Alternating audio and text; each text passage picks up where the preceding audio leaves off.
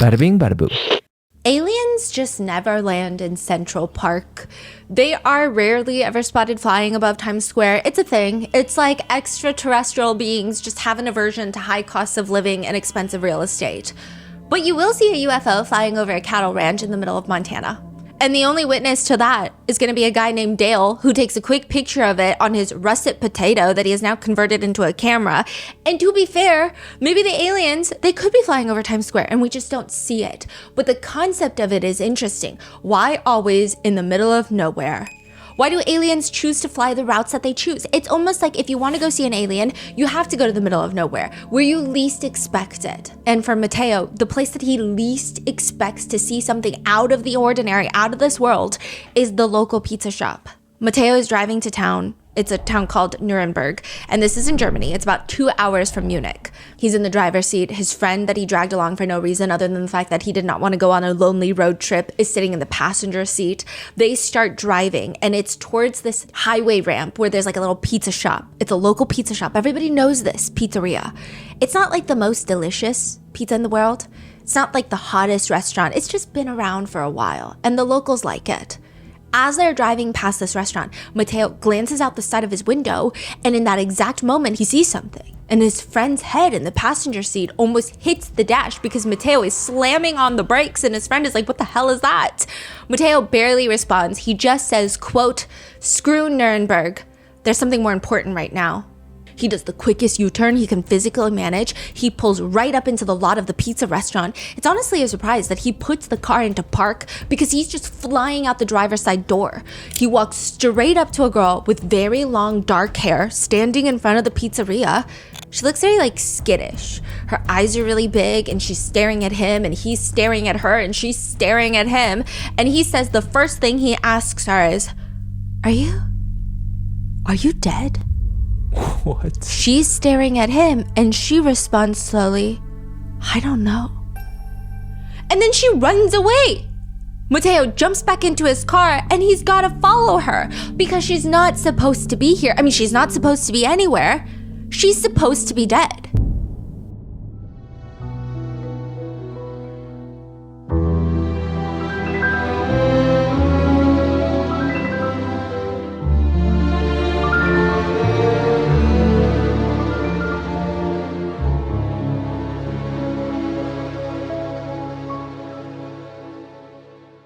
We would like to thank today's sponsors who have made it possible for Rotten Mango to support the Immigrant Legal Resource Center, a nonprofit focused on immigrant civic engagement, education assistance, and local policy interventions to protect the rights of all immigrants.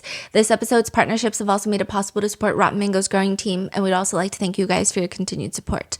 As always, full show notes are available at rottenmangopodcast.com. Disclaimers. There are brief mentions of DV self-exit in today's case, so please watch with caution. Today's case also takes place in Germany, so we had help from our translators to navigate the language barrier as we were researching. We do our absolute best to ensure everything is represented accurately, but do keep in mind that all statements and quotes have been translated and then may even be condensed for brevity. So with that being said, let's get started.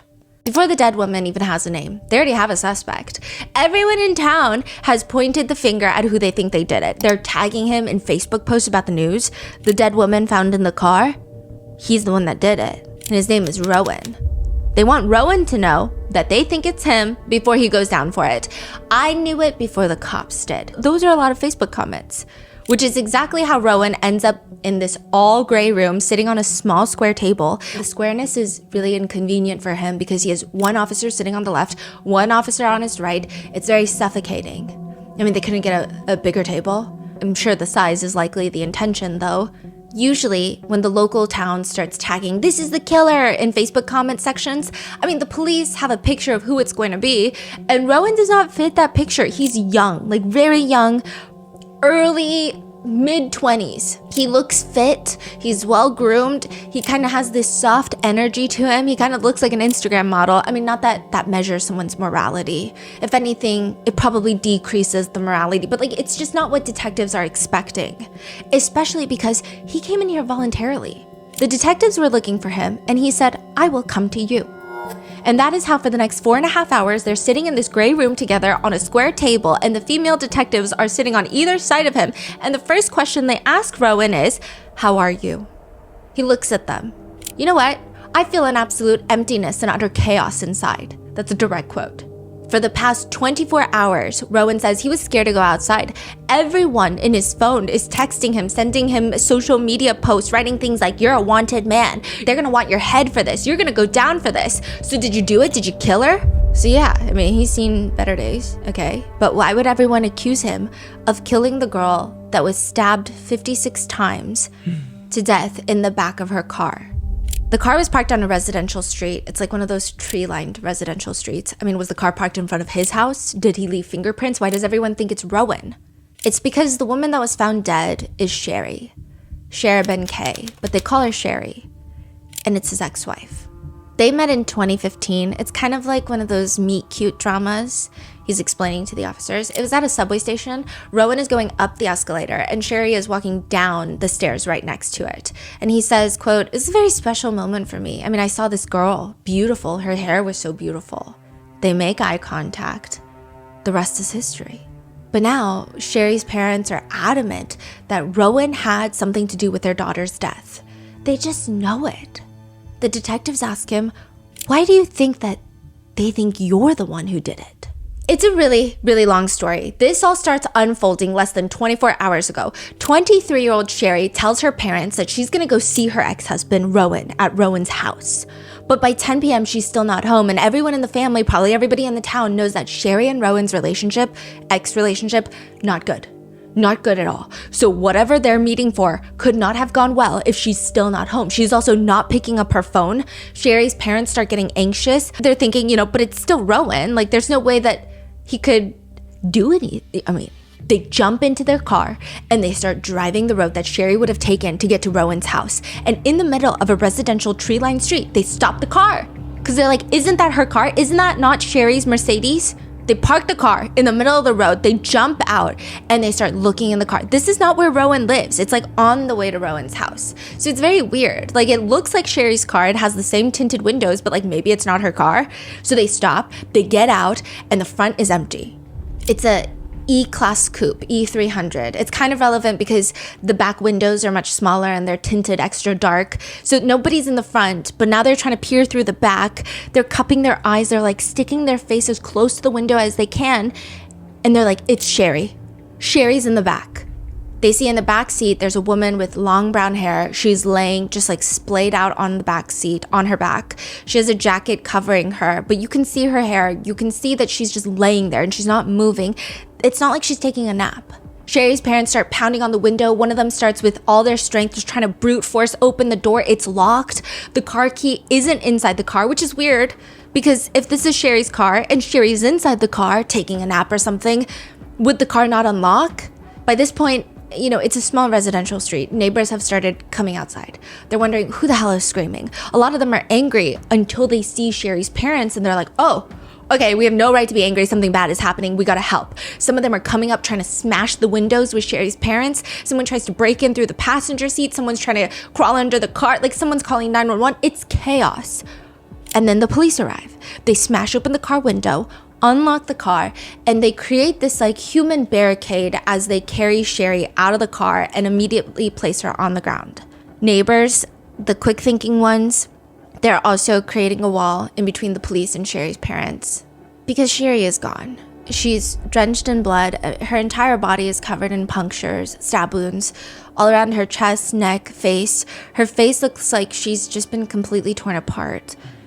It would make more sense had she been mauled by an animal, but it's clearly much more sinister than that. Like, there are clear knife puncture wounds. From neighbors' accounts, Sherry's mom is uncontrollably screaming, trying to fling her own body through the neighbors, through the police so that she can get to Sherry. Other neighbors, new neighbors, they start running out of their house because they see some sort of commotion. And they say that it was a really difficult sight. When they run towards the crowd, you just see some of the neighbors are standing there with a very somber look. One person at the scene says, the paramedic who was on site, the one who had actually attempted resuscitation, struggled for, instance, to place the breathing mask over her mouth because her face was so utterly destroyed by stab wounds that the device simply could not create a proper seal. It was clear that this is no longer a living body. At the scene, Sherry's dad is announcing while his daughter is on the ground, "Rowan did this. I just know that he has something to do with this." And now Rowan is sitting inside this police interview room. Why would Sherry's parents think that he's involved? Rowan tells them everything about their relationship, Sherry getting pregnant, her parents, the soap incident, everything in between. And then he tells them, you have to understand, I was with Sherry for 7 years. I went through a phase where I was so desperate for revenge, was driven by vengeance. I was really scared that either she would hurt me, I would hurt myself, or that she would force me to hurt her. After 4.5 hours, everyone in the interrogation room decides it's time for a break. Rowan is not formally under arrest, so he asks to go outside to smoke a cigarette. And as he's lighting up his cigarette, taking his first, quote, I took a deep drag, the female officer walks out, and she's got like a weird look on her face. And she just says, she's alive. She's alive? Yeah, like what do you mean she's alive? He just got grilled for the past 4.5 hours because they thought he killed her. What do you mean she's alive? They confirmed that Sherry was just now found alive, caught on CCTV camera, a dead woman walking, or at least she was supposed to be dead. Rowan says in a very confused state, like, Sherry's alive, but then another girl is dead. Yes. But then who is the other girl? And why was she found dead in Sherry's car? It seems like a modern book trope. You meet your doppelganger and they slowly come into your life and they decide, I think this is my life now. And they do whatever it takes to slowly drive you crazy, isolate you from your loved ones. And then one day you go missing, you come back, you knock on the door, and a woman who looks just like you opens the door and she claims that she's you. She's married to your husband, your kids call her mom, all your friends think that she is you. But not only that, they like her better than they ever liked you. What the hell is going on, okay? That seems like a new and fresh trope, but it's actually a trope that's been around for hundreds of years because there is terror in the idea of being replaced. I think the fear that identity makes someone unique is not unique at all is a big fear. That your identity and your life can be studied and then someone can rehearse it and then they can just take over your life by pretending to be you as if like it's just a jacket that you can put on. Even the classics love this trope. Dostoevsky wrote Double, where the main character is like this meek government clerk. And he meets a man who looks exactly like him. Same face, same name, same everything, same job. Everyone loves him. Nobody likes the main character, but everybody loves him. So his double doesn't just steal the main character's life, he lives the main character's life better. Sometimes the doppelganger and the main character, like Edgar Allan Poe's William Wilson, the main character is being stalked by a double who shares his name, face, they even have the same birthday. The doppelganger just keeps ruining the main character's life and reputation, sleeping with married women, pretending to be him, conning people. Eventually, he has enough and he stabs the doppelganger, only to find out it's just himself. Sometimes the doppelganger is you. Sometimes the doppelganger is very real. And you have to run for them. And sometimes it's a hostile takeover. Sometimes you see someone who looks just like you and you think, what if I took over their life? Imagine you meet someone who looks identical to you. Nobody would ever be able to tell you apart. But they're an Oscar-winning actress living in a mansion with an infinity pool and a husband who chases her around just to get her affection because he's a dog on a leash for her. Her friends are super supportive. They all have a book club where they read nonfiction books about how to better themselves, but not in the annoying way. In the way that they just want to show up as better friends for one another. All of her bills are on auto pay. She doesn't even need to know how much the electricity bill is every month. She takes spontaneous trips to Tokyo for cherry blossom season. And all you have to do is kill her to take her life. Do you do it? Most people are going to say no, but I think maybe like most people should have a few glasses of wine and think about it at night in a way that's non-judgmental. It's just part of human nature. Some people will be a little bit more honest with themselves of, I might at least think about it. Which is why the news secondary feeling around doppelgangers is, it's a death omen when you meet yours. Because you're not supposed to meet them. It's like a glitch in the universe. When you meet someone who looks just like you, exactly like you, something really bad is going to happen to you. Because one of you has to die. I mean, both of you can't be alive, right?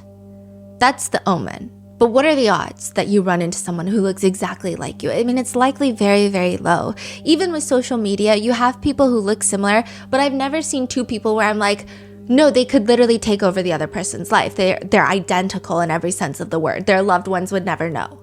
So what are the odds that you come across your doppelganger? But then what do you do when someone who looks just like you messages you on Instagram and wants to meet up. A total of 26 messages are sent out to 26 people who could all pass somewhat as doppelgangers. Not really, but kind of. They're all in their early 20s. They've got dark long hair, specific facial features. They're between 5'2", 5'4" in height, brown eyes, dark hair, olive undertone skin.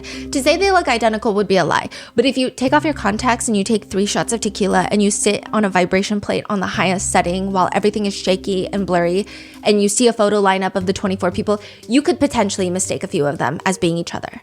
They all have similar features, but so do like half of the world. If you actually study their faces, they don't actually look alike, but that's okay because perfection is not what Sherry is looking for. Khadijah is one of the 26 girls who receives a message. A lot of people online have been calling her a beauty blogger, and she certainly is beautiful, and she certainly has a high interest in makeup. She also posts on TikTok and Instagram, but a lot of her friends don't love that title because just the negative connotation, it almost dumbs her down. Khadijah worked at a cafe. She worked at a restaurant. Her best friend that she grew up with says that she was always someone who had a knack for languages. She just learns languages so quickly, so she wanted to become an interpreter, get married, have kids of her own. That was her dream. And then 23-year-old Khadijah gets a message, and it's going to lead to a series of events that is now called the doppelganger case in Germany. Sherry K, Sherry, she is not living the life that she's always wanted. I mean, who is? But Sherry isn't someone who likes to just sit there and accept her fate. Is it her fault that her family immigrated to Germany when she was 7 because they were being hunted down and killed for their religion? Obviously not. But Sherry is trying to adapt. Everyone said that during school, Sherry was like the center of attention, and she very much liked male-centered attention. And objectively speaking, she just liked to be around guys. Most of her energy was placed into which guys she could talk to after school. And then even later in life, it was all about guys, okay? And people start stating, this is very inappropriate, but people started stating that she had a very seductive behavior about her. Which, is inappropriate to say the least, but she starts dating this guy named Rowan near the end of high school, and she's at this subway station kissing him when she hears this familiar voice behind her, "Get your hands off my niece." It's her uncle. Which now would be a pertinent time to let you know that Sherry's parents incredibly strict. They do not want her dating anybody, and she's just making out with this guy named Rowan at a subway station. She is 18, but this is still very young for her family. And Sherry's uncle is pissed. And allegedly, instead of informing Sherry's parents about what he saw, he starts blackmailing Sherry. He's like, "I'm just gonna blackmail you." I don't know what he's getting from Sherry, whether it's money or something else. I have no clue. How do we know he blackmailing her? A lot of inner sources close to Sherry were saying she was getting blackmailed by her uncle. Oh, man. Yeah.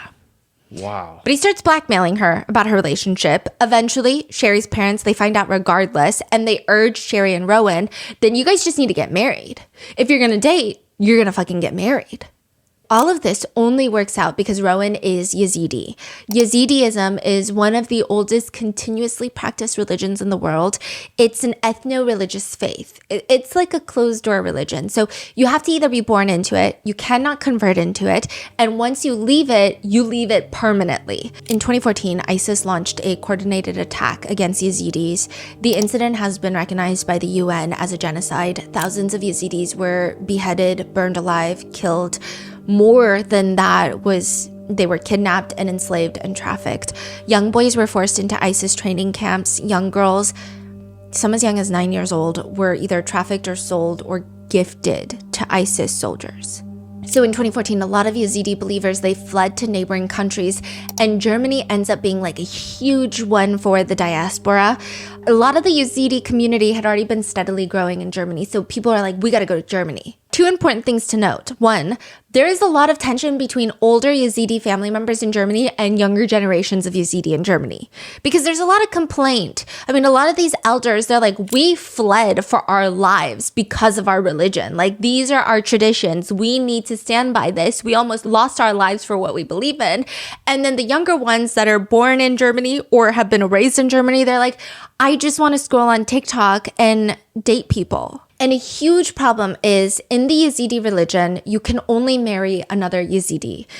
and they have to be in your caste. Yazidi has a caste system. So the top are religious and community leaders. Then you have the priest, and then you have the majority. So 3 castes, and you have to marry someone in your same caste. A lot of people in Germany, the younger Yazidis, they're like, well, I don't even know if I want to marry someone who's also Yazidi because most of the people that I grow up with are not. But Rowan happens to be Yazidi, and so is Sherry. And not only that, they're the same caste. So despite the fact that the 2 families, Rowan's parents and Sherry's parents, do not get along, they actually really, really don't like each other, they end up getting married and they open up a hair salon together. It's mainly Rowan's. He has his own barbershop. Sherry starts doing like facials there, and sometimes she does updos for brides and these like women's hairstyles.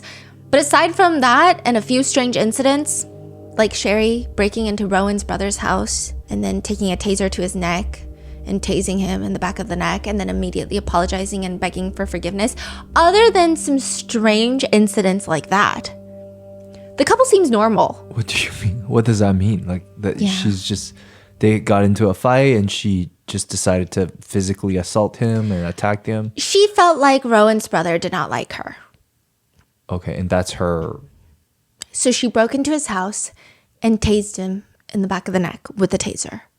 And then he turned around and she started apologizing profusely. Fascinating. So you think she tried to attack him thinking that he wouldn't find out, but turned out he saw her? Perhaps, because she does try to kill him later, but we'll get more into that in a second. Okay. Yeah. So from the outside, aside from some of the weird incidents that people have kind of heard about, the couple seems normal enough. And then in 2020, Sherry is barely 20 years old and she gets pregnant, but not with Rowan's baby. He says their entire relationship, he could practically smell the other men on Sherry. Rowan calls Sherry's dad very emotional. He's like, I can't do it anymore. He won't even let Sherry's very domineering dad talk. He's like, let me talk. It's my chance to talk. I'm speaking now. These are direct quotes. I have nothing to lose. I'm going to talk and you will listen. Rowan tells Sherry's dad everything. And at the end, he tells him, I'm not going to do this anymore. I don't want to be with Sherry anymore.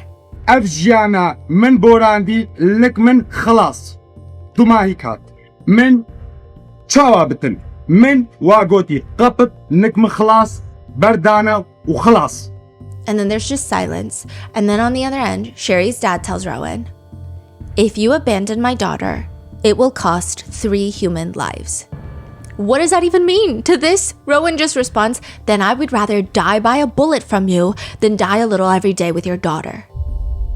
Who are the 3 lives? Did he say? It's gonna work out in a weird way. He never said.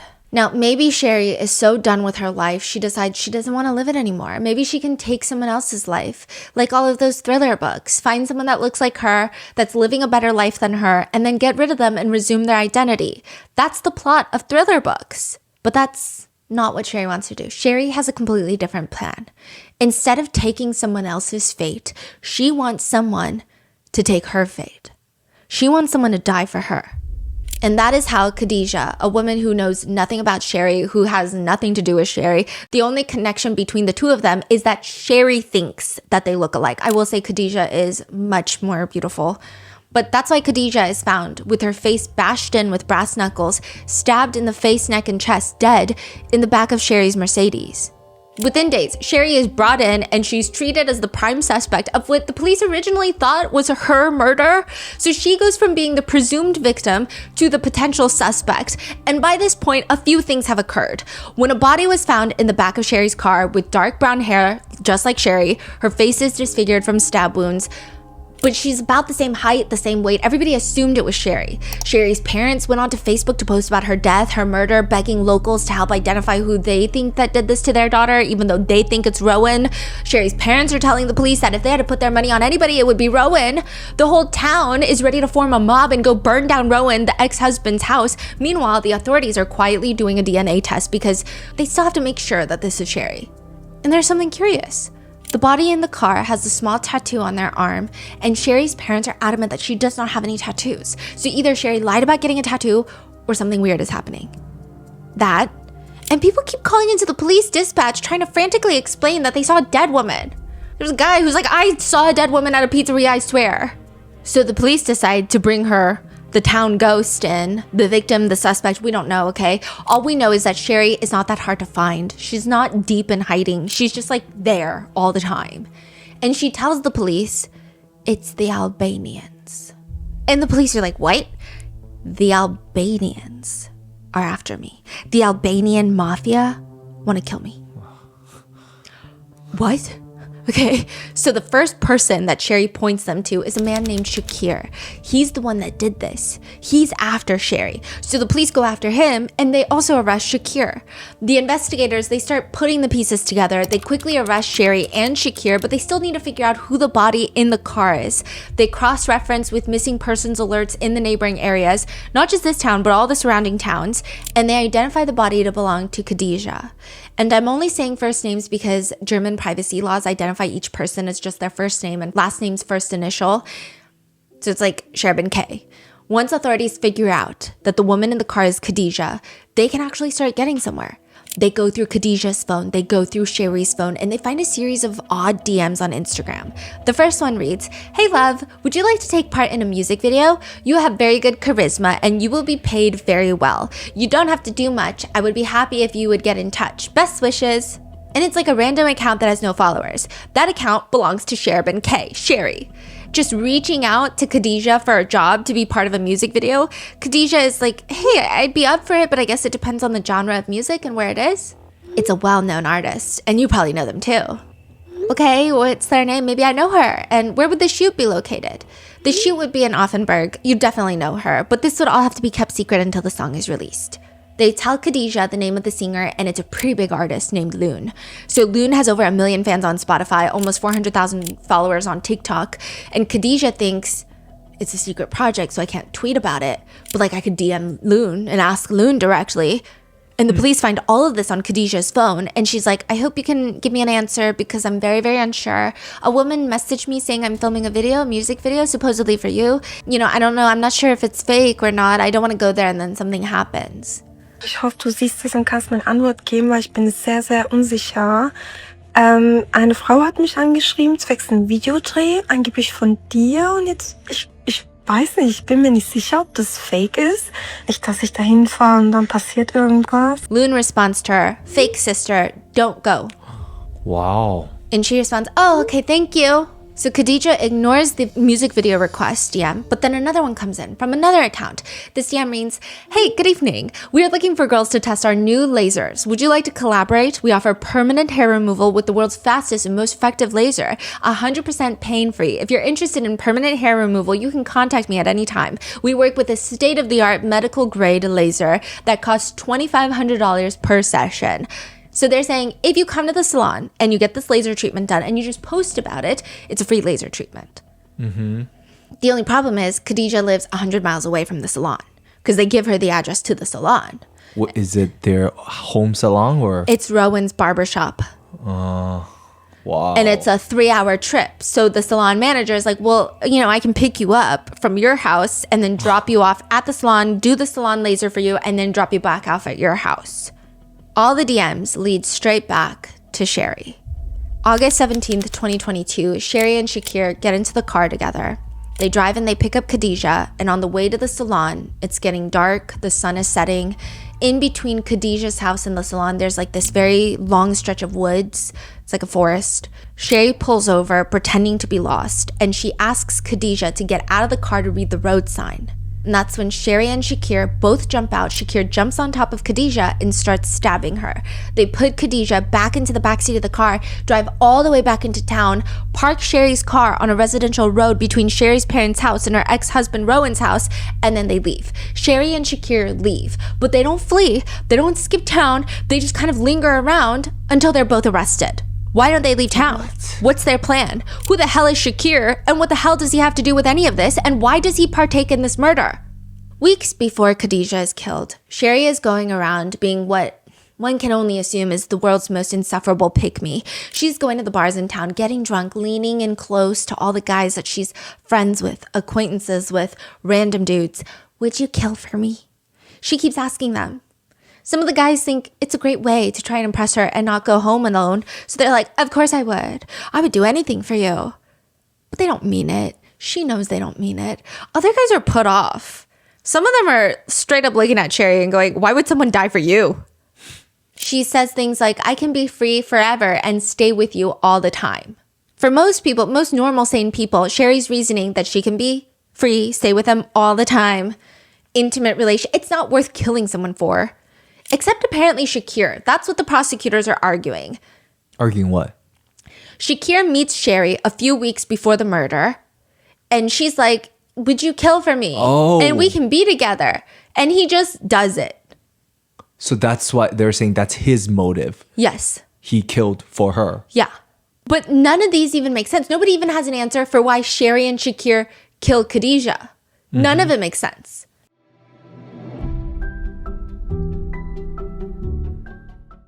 When you're building something from the ground up, starting your dream business, I feel like the to-do list never really gets shorter. It just keeps getting longer. The right platform doesn't just help you keep up. It simplifies everything that you can do so that you can get back to doing what you actually started this for. For millions of businesses, that platform is Shopify. Shopify brings everything under one roof. So they bring in the inventory, payments, analytics, and more, all handled in the same place. A few years ago, my husband, sister-in-law, and I were able to just give back to his grandpa in a really meaningful way thanks to Shopify. He had spent his entire life making sacrifices for the family, and he just wanted to pursue his passion, which is traditional Chinese painting. It had always just been a dream of his to share his artwork with the world, and with Shopify, we were able to make that dream come true. We set up an online store called Grandpa Mingo's Art Studio for a limited time. We were just starting to dip our toes into the business, so without Shopify, we would have had no idea where to start when it comes to launching an online marketplace. And honestly, the biggest thing that I noticed was how much mental space I got back. I stopped dreading the admin side of things and remembered why we even started Grandpa Mingo's Art Studio in the first place. Start your business today with the industry's best business partner, Shopify. Sign up for your $1 per month trial today at shopify.com/rotten. Go to shopify.com/rotten. That's shopify.com/rotten.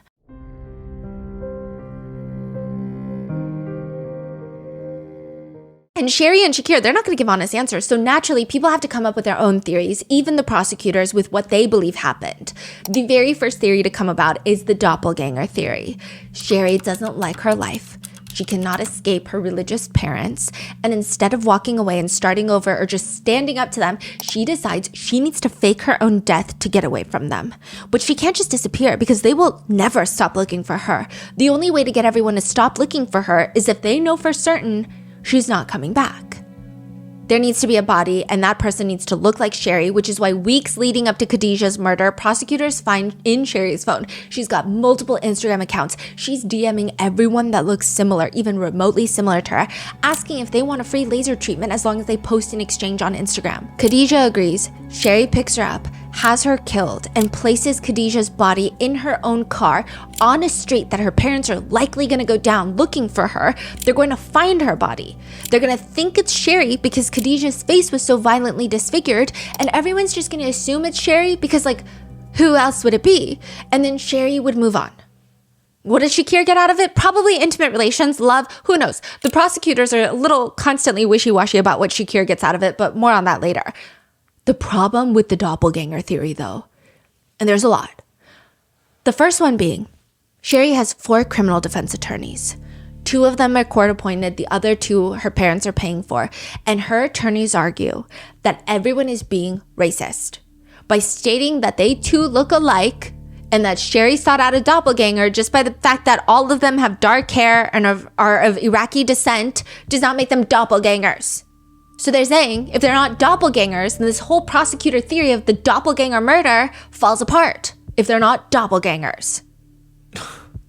And so, like, this becomes a whole thing during the trial where everyone's like, are they doppelgangers or not? And the judges are like, it doesn't matter if they're not doppelgangers because everyone in the room can tell that Khadijah is exponentially more beautiful than Sherry will ever be, which also depicts a level of self-awareness in Sherry herself, right? But they're saying it doesn't matter if they're doppelgangers as long as Sherry believed that they could be. Yeah, exactly. The attorneys are arguing, but that means if they're not doppelgangers, Sherry is not faking her own death with Khadijah's body.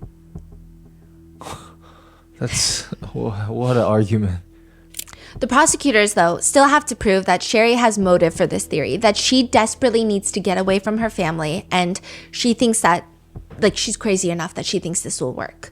Sherry is evaluated by a psychiatrist, and she spends 4 days with the psychiatrist. She comes out with no strong diagnosis, no sign of a disorder, not that that would absolve any guilt. However, she's mentally there. She's fit to stand trial. The psychiatrist testifies in court that she does have a tendency towards conflict. She's extremely impulsive, manipulative. She believes manipulation is the best way to get what she wants. And most importantly, a part that the defense latches on to. Right? The defense is like, the prosecutors say this is a doppelganger murder. Let me tell you why it's not. During Sherry's psychiatric evaluation, it is confirmed that her IQ stands at around 86, which they describe as, quote, just shy of a learning disability in Germany. Anything below 85 is indicative of a learning disability in Germany. So the defense are like, she's too dumb. Yeah, exactly. So by this point, okay, just to fill you in, Khadijah is found in Sherry's car. Very quickly, Sherry and Shakir are arrested, and everyone in the news becomes obsessed with this case. Everyone in Germany becomes obsessed with this case.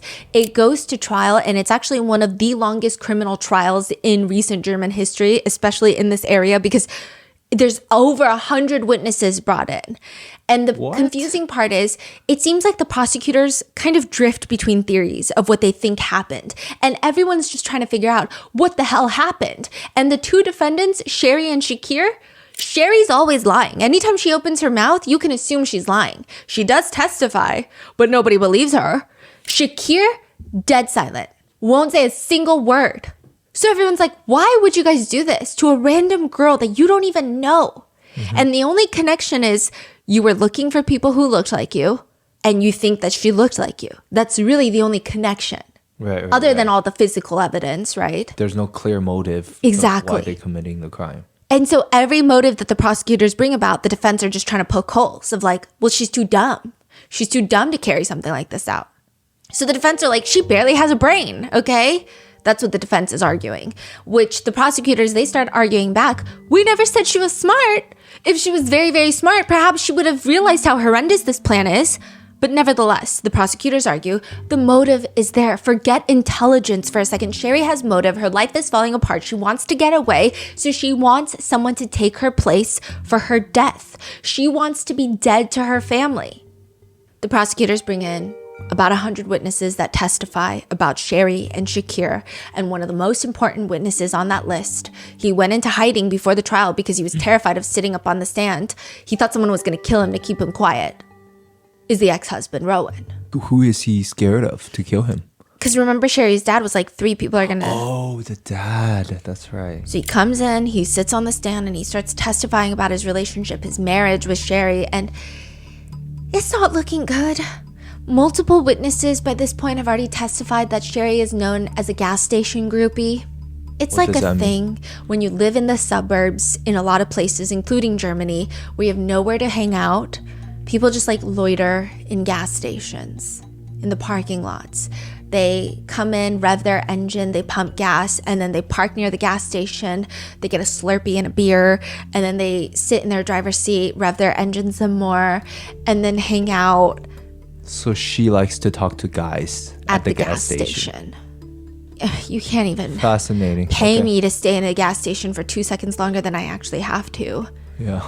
All the guys with their loud cars, they like to sit there, and Sherry will show up in her Mercedes, and one German reporter describes them like this, and I don't know what this means. They live in the suburbs, but they like to feel as if they're living in New York City in the Bronx. Okay. Like they think they're cool. Right. Like, okay, yeah. I can see the visual. Okay. Okay, it's almost as if this Mercedes also changed Sherry. Rowan is testifying like she has an obsession with this car. She loved this lifestyle, beautiful cars, fast driving, easy money. That's a quote. She's, helping move drugs, and it's very important for her, quote, to drive up and down the famous roads in Munich, listening to loud music and attracting attention. It's like the people that drive circles on Rodeo Drive, and you're like, well, I've seen you 20 times, okay? And he says the beginning of their marriage started out pretty normal. Eventually, Rowan starts noticing this very obvious pattern. Quote, she was always looking for arguments with me. just so she could storm out in anger. She'd be like, fine, I'm done with you. I'm not doing this anymore. Run out the house and be gone for 3 days. And she would block his number. I mean, he can't even ask where she is, who she's with, and he can see right through it. It's not like a real fight. Like, she's doing this so that she can go be a gas station groupie.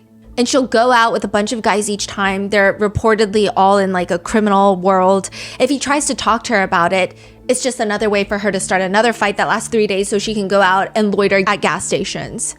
And that's how she ends up pregnant with some other man's child at 20, and she ends up terminating the pregnancy. Rowan tells her he's fed up with her, and he tells her, I'm going to talk to your parents. I've already called your dad. She turns around, and this is in their apartment. She hits him on the back of the head. She starts throwing things out of the cabinets. She grabs a bar of soap and is like whacking him with a bar of soap. He flees to the bathroom and, quote, she slams my head onto the mirror. Everything goes black. I start feeling dizzy. So then when he wakes up, he's like, I can't do this anymore. I gotta pack my bags. I'm gonna go stay with my brother. He gets into the car and he starts having an epileptic seizure. The police get called out. There's footage of this, the police getting called out, him having a seizure in the car. And he says that because of this marriage, because of Sherry's violence, he had his jaw dislocated. He lost 30% of his vision in the right eye. These are all documented violent altercations. February 2018, she's convicted of aggravated assault for tasing her brother-in-law in the neck, Rowan's brother. October 2021, she tried to run her husband over with her car. November 2021, she assaulted her husband with a bar of soap and smashed his face into a mirror. There's a protection order prohibiting her from even approaching her ex-husband. By this point, a few weeks leading up to Khadijah's murder, Rowan says the families have facilitated at least 3 peace meetings. So in Yazidi religion, marital disputes are resolved through community mediation. I imagine like this is when the marital disputes become irreconcilable. Okay, side note, divorce and separation are a huge thing in Yazidi culture. Yazidism is a closed religion, so you can only be born Yazidi and you must marry another Yazidi, or else if you marry someone that's not Yazidi, you get excommunicated. Some communities have loosened up the rules a little bit to say that you're no longer excommunicated by your loved ones, but it really depends. It seems as if divorce is not unheard of. It's not encouraged, but more people are open to divorce. However, if after divorce you marry someone that is not Yazidi, that could lead to excommunication.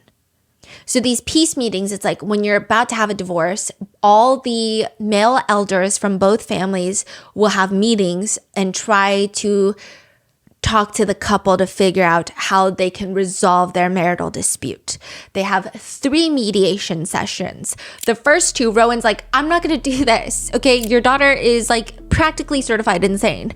And they just keep telling him how much she loves him, how much he means to her and all this nonsense. And Rowan is still trying to save Sherry's face, but he wants a divorce. And finally, at the 3rd mediation, he's like, I know what I need to say. I just need to tell the truth.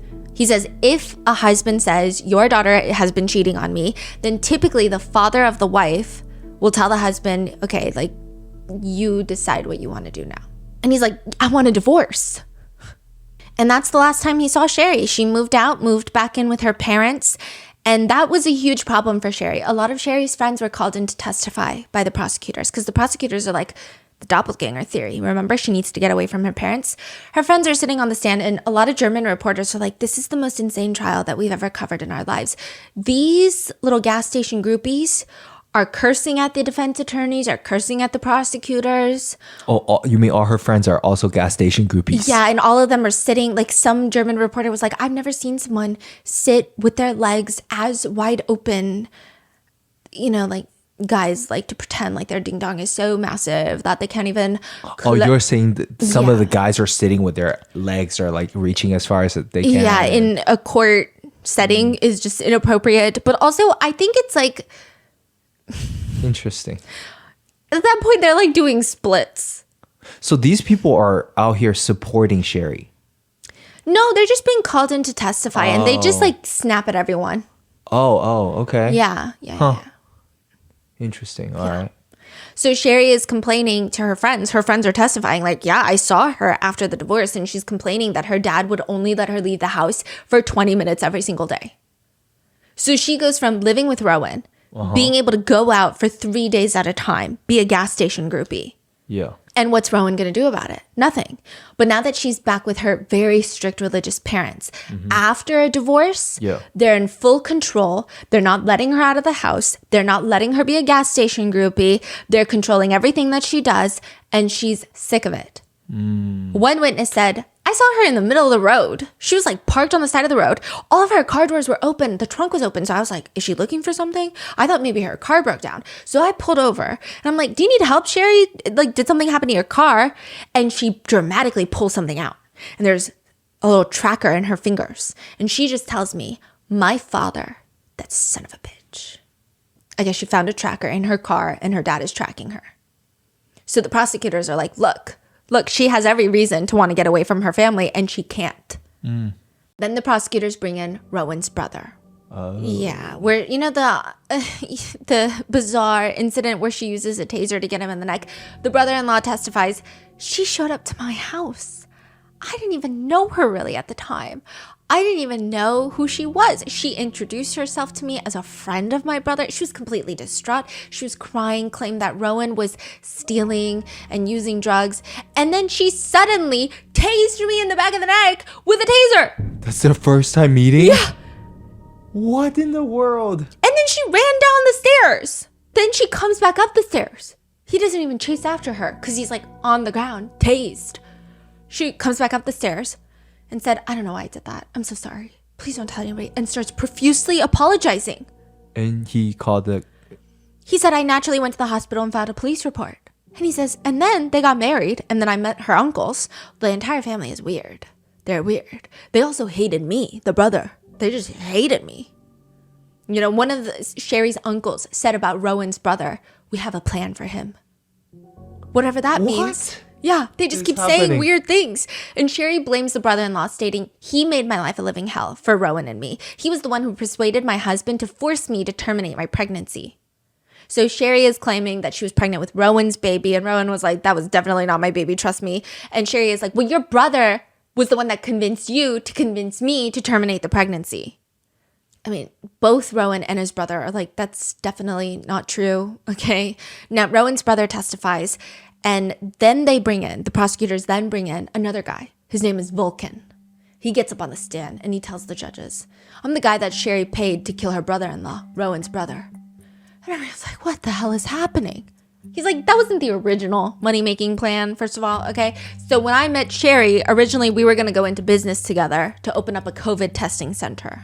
Because like, remember back then, you used to have to go to a testing center. They shove like a 3-foot-long Q-tip up your brain, like you're getting lobotomized, and then they wanted to do that.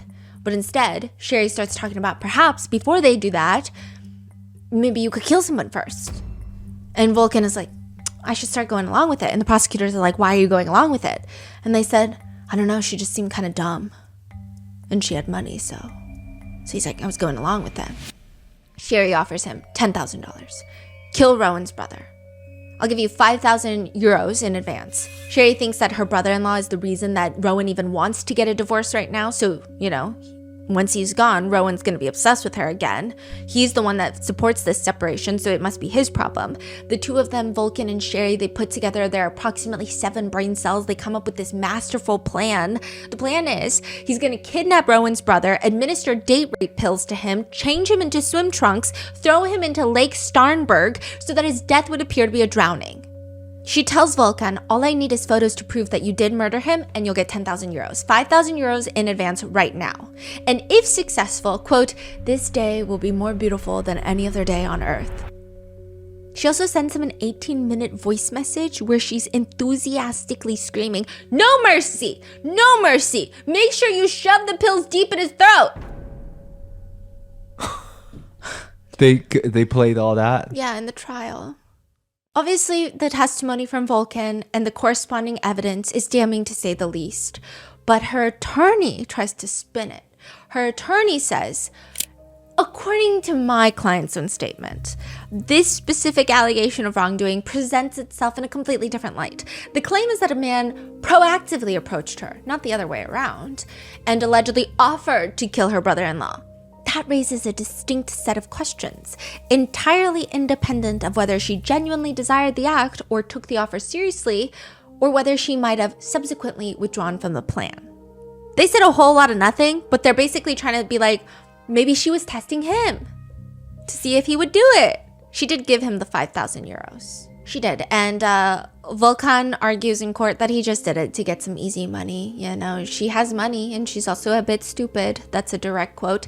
He testifies that at the trial. But the interesting thing is, like, the prosecutor's like, thank you so much for testifying. So you're actually arrested for fraud.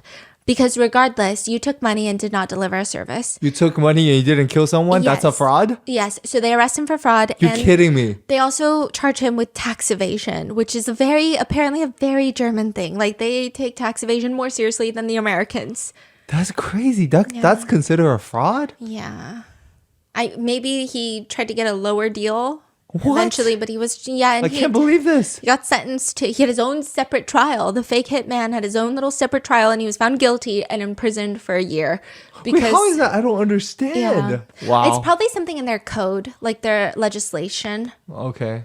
You think it will happen in America too? I cannot imagine this being fraud though. We have very specific laws for conspiracy to commit murder. Maybe they don't have like specific laws, so this is the one that fits the best. But what I'm saying is, let's say he never intended to kill and he still took the money. He's like, I'm just here to scam someone. That's fraud. I think that's why they charged him with fraud, because he's not like trying to kill. So he's just a con man. Okay, this is weird. Okay. Yeah, it's all very strange, but they get him for fraud and tax evasion because he didn't pay taxes on the 5,000 euros he got in cash. And as if this case can't get even more confusing, the main prosecutor theory is that this is a doppelganger murder, and that's actually what it's known for just when it goes viral on a global scale. But that also kind of has its plot holes because it's an escape where nobody flees. If she got someone to be a doppelganger, killed them so that she could flee. Right. She doesn't flee. Sherry is literally arrested driving around leisurely through town. That's how the arresting officer describes her demeanor. If she killed Khadija to take her place as a dead body, would she not skip town and start a new life? She doesn't do that. So then some people argue it's because she was waiting for Rowan to get arrested. She's not trying to die and disappear and start a new life. She wanted the police to arrest Rowan for her murder and then she would leave. She was gone girling him. But that also necessarily doesn't make sense because there's no indication that she was tracking Rowan, tracking the investigation. She was genuinely just hanging out. By the way, she also went back to her gas station groupies after she was dead. And they're like, aren't you supposed to be dead? And she's like, I'm in some shit. Some people are after me. They're trying to frame me. Anyway.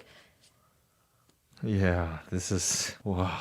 It just doesn't make any sense, which then leads to a black magic theory. And this was a theory that was heavily debated in court. Eventually, the court denies it.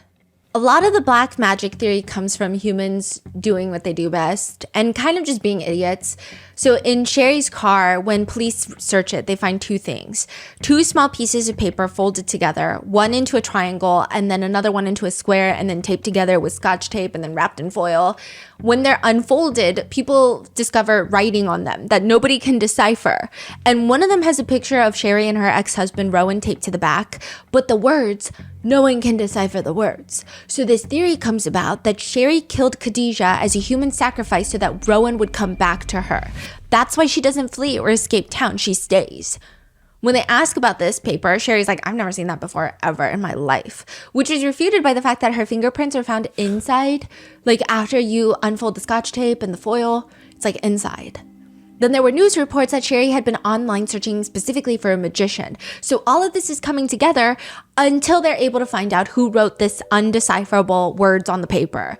It's a religious leader in the Yazidi faith. They're called sheikhs. She's looking online for a religious leader, but the way that they translate it is like she's looking online for a magician because the word they use to describe their religious leaders in Yazidi sounds like magician. Okay. So they're like, she was looking for a magician, dark magic. So then she finds one and the prosecutors find him. They bring him to court. They're like, tell us about this black magic that you're doing. And they're just basically talismans. So, you know, in religion, when you want to be blessed or you are looking for specific things in your life, religious leaders in certain religions will write talismans for you, you know, on pieces of paper. But the whole questioning gets weird because he's illiterate. So he wrote it, but he can't tell anyone what it means. There's no meaning. It's just bunch of scribbles. Yeah, and like the prosecutors don't believe that. So they're like, no, it's black magic. Just tell us it's black magic. And then he's like, no, actually, I'm genuinely illiterate. And they're like, no, we don't believe you. And then they make him try to read it. It was just like a whole thing. And then he was like, it was revealed to me in my dream. So that's why I wrote it. What is going on? The judges ultimately rejected the theory of human sacrifice, which means why the hell did Sherry and Shakir kill Khadijah? Maybe instead of focusing on Sherry, the answer lies with Shakir. Because nobody can figure out what he has to do with any of this. Most people believe he is the one that physically carried out the killing and stabbed Khadijah. Medical examiners say that it could have been a man, it could have been a woman based off of the stab wounds, but it's really important. So in Germany, for murder, you get a life sentence, but you're eligible for parole after 15 years. Unless there's special circumstances, and stabbing someone 56 times is a special circumstance, which means that you would be eligible for parole after 25 years. So Sherry and Shakir's attorneys are like, no, she's the one that stabbed her. And then they're like, no, he's the one that stabbed her. And everyone's just trying to figure out. And it's just, I don't really think it matters. Throw both of them in for it. Khadijah's dad says, in court, I faced my daughter's killers. I was only 10 feet apart from them. What do you want to say to Shakir? I want to eat him alive. I want to devour him whole. There are text messages between Shakir and Sherry, and the day before Khadijah is killed, Sherry is messaging Shakir things like, tomorrow is going to be wild. There's going to be a lot to do tomorrow. I'm looking forward to it. This is the night before the murder. After killing Khadijah, they both head back to Shakir's place. There's no evidence that either of them are romantically involved afterwards. But they part ways, and both of them are kind of on the run, kind of not on the run. They both stop by the gas station. Shakir goes to the gas station too to hang out with his friends. He's got scratch wounds on his arms. And he even tells a friend, I killed an innocent girl for this whore. They're like, who's the whore? Who's the girl you killed? He doesn't clarify. The brass knuckles are found in Shakir's apartment. His DNA is found on Khadijah. The prosecutors, they just keep going back and forth on what Shakir's motive to help Sherry was. I mean, this is a girl that he's only known for a few weeks. Why would he kill Khadijah for her? So sometimes the prosecutors think that it's sex. Sometimes it's money. There's no evidence that money was transferred, but maybe it could be the promise of money. Shakir is silent the entire trial. He does not testify. He never gives a defense. He never tells them, no, this is what happened. Sherry, on the other hand, she gets up on the stand. And she says, let me tell you the day of the murder. My original plan was to just meet with Shakir, but he requests that I bring a can of gasoline with me. So she does. She meets up with him. He takes her phone, and then he guides her to a strange address. She's the one driving. He tells her to park the car. She does. And then a girl walks up to the car, approaches the car, and just based off the energy, it seems like the girl and Shakir know each other. Girl gets into the seat, Shakir moves to the back, and Sherry's in the driving seat, and Shakir is telling Sherry where to drive. They start driving into the forest, but out of nowhere, Shakir's like, pull over, I need a smoke. She pulls over in the forest. He goes, takes a pee. Everybody gets out so they can smoke a cigarette. Once Sherry's done, she walks back to the car to get in, but then she hears a scream. Hey! She whips around, and she sees Shakir just pummeling the girl Khadijah in the face with brass knuckles. Quote, he had brass knuckles in his hand and was hitting her on the head, right on the right side. I think it was against her eyes and forehead. When I saw that, I was shocked. I fell to my knees. I screamed. I was paralyzed for a moment. I couldn't breathe. I saw him continue hitting her head. So I ran over to them, and with all my strength, I pushed him away from her, and I yelled at him to stop. She was gasping and whimpering. He grabbed my arm, dragged me to the side, and when I looked up at him, I saw his face, his anger, and the way he yelled at me, and I got scared. I thought, now it's my turn. He's gonna come after me. I took a few steps backward, turned around, covered my ears. He grabbed my arm, pulled me towards the car, and threw me inside. And then I turned around, and she's in the driver's side now. She turns around, and Khadijah is in the back somehow, lying there. He dragged her into the car. Shakir gets into the passenger seat, and Sherry says he threatened to kill my family if I didn't stay in the car. He wanted me to keep driving, but because my legs were shaking so bad, he had to hold my knee steady as I pressed on the accelerator. He is screaming at me, drive now. Then they get to the road, and at some point he tells her to pull over on a supermarket, like parking lot. He tells her to get out of the car. She gets out the car, and then she hears screaming inside the car and he's just stabbing Khadijah in the back seat, which the police are like, actually, the evidence shows that Khadijah was stabbed in the forest. But anyways, she says, I was frozen. I fell. I lay on the floor. I covered my ears. I didn't dare look.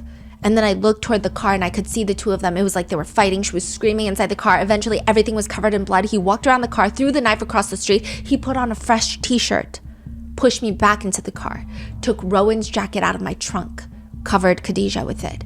He gets in, orders me to keep driving. He had in his hand a new knife. I steered the car back onto the road. He pressed down on my leg again because I didn't have the strength. And then at the end of all of this, she looks at Khadijah's dad in court. I can't get the images of what he did out of my head. That's crazy. Yeah. She spoke with confidence? Yeah. A lot of people said it was terrifying because she was just emotionless the whole time in a very creepy way. And a lot of people testify about Shakir and they say that he's actually a harmless guy, which, I mean, I don't know what people's perception of someone can even hold up in court. His ex-girlfriends testify like he's never had any rage or anger towards women. I don't know what any of that means, but something is definitely odd with Shakir. An inmate says that he was given a list of 13 people from Shakir and he was told that he will get paid per witness that is killed. Who's paying who? Shakir is like, here's a list, and he gives it to his cellmate. And he's like, for each person that is killed before the trial, I'll give you money. That's what the inmate claims. So he wants this inmate to pull some strings to kill some witnesses outside. Yes. Now, Shakir's attorney is like, that's not true at all. The prison guards, they search the cell, and they find a list of witnesses and their addresses with plus or minus signs next to them. It doesn't necessarily mean it's a hit list, but it is there. What does plus or minus mean? No one knows. Whether it could be they're going to say something positive or negative about me, or I want them dead or I want them alive. Nobody knows. And just when everyone thinks that this trial is going to wrap up, most people can't even make sense of the theory. I mean, maybe the doppelganger theory is the most relevant, and then they're just kind of dumb that they don't flee. I don't know. That's like the one that most people are going with. Everyone just thinks Sherry is dumb, but this is the theory that she thought. This is the motive that she originally had. Then they bring in, right as they're about to wrap, a man walks in to testify, and his name is Furkan. Some people call him Furfur. He's a local rapper. He says that he has a connection to all of them. He's like, I'm connected to Shakir and to Sherry and to the victim, Khadijah. He knows Shakir through a mutual friend, and he claims that he was dating Khadijah and he went back to Sherry's hotel with her. Let me explain. Furkan is an interesting character. Okay, so he mainly stakes a claim at the local club. He's not a gas station groupie, he's a club groupie, and he is described by people who know him as, quote, Furkan is trying to break into the rap scene. He's a big flashy guy with a 10-foot long cloud of perfume trailing behind him. That's pretty much what he's like. He's like, I'm here now, look at me, so everyone, I gotta be the center of attention. Well, recently, Sherry asked Furkan to go back to her hotel with her. And there was this whole incident. This is what Furkan is testifying. He went back to the hotel with Sherry. She had a hotel room. And she's just like trying to unbuckle his pants, is trying to kiss up on him. And he flat out rejects her. He's like, she was trying to pull down my boxer shorts and I pushed her away and I said, piss off, you slut. Okay? Whether this is true or not, it's up for you to believe. He thinks that maybe she was upset that he was in love with Khadijah. What? Yeah. So some people are like, either Sherry was rejected and was upset that he liked Khadijah, so she killed Khadijah. Or some people are like, well, maybe he told her to get rid of Khadijah and then they could be together. And that's why she killed Khadijah. Regardless, the day that the investigators went to go talk to Furkan, he had gotten rid of his phone, which is very suspicious. But they state there is no evidence to link Furkan to this crime. There's no investigation into him being part of anything. But it just leads people to wonder if there's a bigger reason to why Sherry specifically went after Khadijah. Was it because Khadijah was one of the only 26 people that responded and was willing to meet up? And is this a doppelganger murder? Or is this a murder out of jealousy? Like, what is it? And I think that's why this case goes so viral. I mean, I think obviously the whole doppelganger classification of this murder and what it's most commonly called It has all the points that make people wonder what the real motive is, but also it's just everything about Sherry's demeanor in trial for Germans was so odd. She'll come in covering her face every time with like a packet of folders and papers, and then every break that they get, her mom is just like supplying her with snacks every day. She's laughing and giggling with her family. A lot of German reporters believe that she was actually acting quite flirtatious with her 4 attorneys as well. She kept twirling her hair. But ultimately, both of them are found guilty, which again, for Sherry, that means 25 years before she's eligible for parole. And for Shakir, it's 15 years. Khadijah's dad is very upset with Shakir only getting 15 years. He was really distraught. He says, in the courtroom, I saw things I never expected to see, things that cannot be understood with the mind. But did I see the truth? No. Some netizens have taken to point out that Sherry was delusional, thinking Khadijah was a doppelganger because it's so obvious that they look nothing alike and that they don't even compare. But with that is the doppelganger murder. What are your thoughts on this case? Let me know in the comments, and I will see you in the next one.